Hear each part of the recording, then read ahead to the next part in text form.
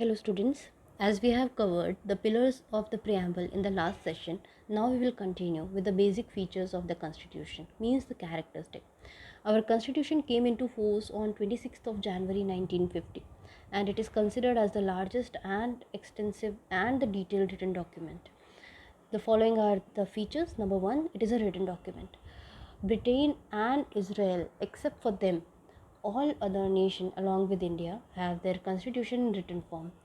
Considering the social geographical diversity that we have and our prehistorical notions, the Constituent Assembly has drafted the constitution in written form. Also, as it includes everything, the size of the constitution is a much bigger. Why it is much bigger? Because it is divided into 22 sections comprising of 395 articles, which comes along with 12 appendices. The constitution comprises of provisions for state administration, state interrelationship, fundamental rights, principles for political parties, judiciary, election commission, government institution, minorities, and whatnot. The Constitution of India is the largest, extensive and detailed written document compared to other constitution.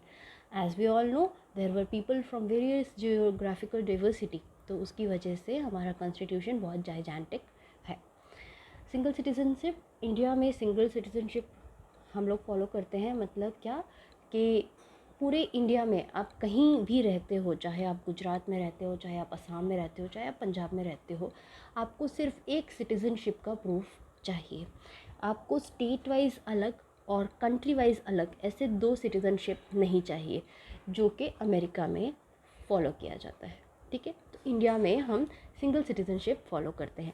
Jammu Kashmir के citizens के लिए dual citizenship हुआ करता था, but बाकी के India के लिए पूरा इंडिया में सिंगल सिटीजनशिप चलता है.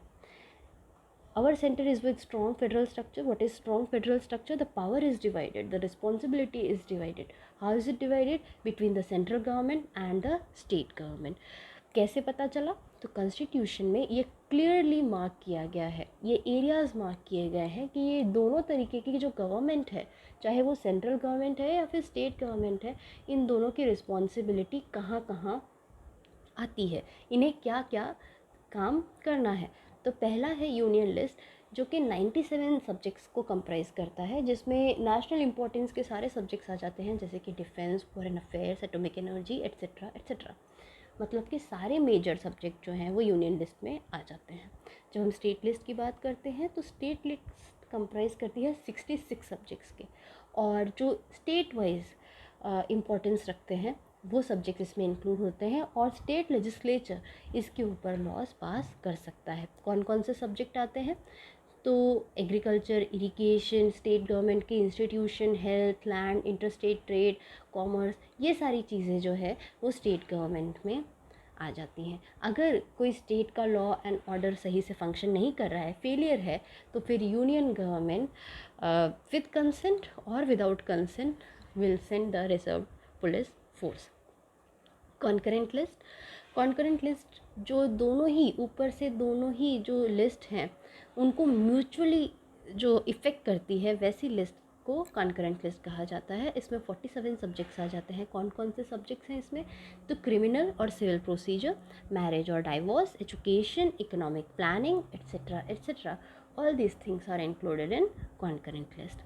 रेसिड्यूरी पावर भी इसी में इंक्लूडेड है. मतलब कि ऊपर जितने भी सब्जेक्ट दिए हैं, अगर कहीं पर भी स्पेसिफिकली अलॉट नहीं किया गया है तो उसे रेसिड्यूरी पावर कहेंगे. Matters that are not included in the division of powers are known as residuary power. Central government के पास ज़्यादातर पावर रहता है इन रेसिड्यूरी सब्जेक्ट्स को हैंडल करने के लिए. अब यहाँ पे आपको बताया गया है कि फ़ाइनेंशियल डिस्ट्रीब्यूशन जो है रिसोर्सेज का यूनियन और स्टेट गवर्नमेंट में किस तरीके का रहता है. तो एक्साइज और custom, export import, income tax, ये जो मेजर टैक्सेस हैं ये सेंट्रल गवर्नमेंट डिसाइड करती है, और जो छोटे छोटे मीगर टैक्सेस हैं जैसे कि रेवेन्यू, एंटरटेनमेंट, एजुकेशनल टैक्स, ये सारे टैक्स स्टेट गवर्नमेंट डिसाइड करती है. तो इस तरह से ये पूरा जो रिस्पॉन्सिबिलिटी है, पावर्स हैं, फंक्शंस हैं, वो सब कुछ एक हमारे कंट्री में फेडरल वे में काम करता है. हम लोग यूनिफॉर्मली साथ ही साथ फेडरली रिस्पॉन्सिबल हैं अपने अपने कामों के लिए. तो ये तो हो गया हमारे 4 कैरेक्टरिस्टिक.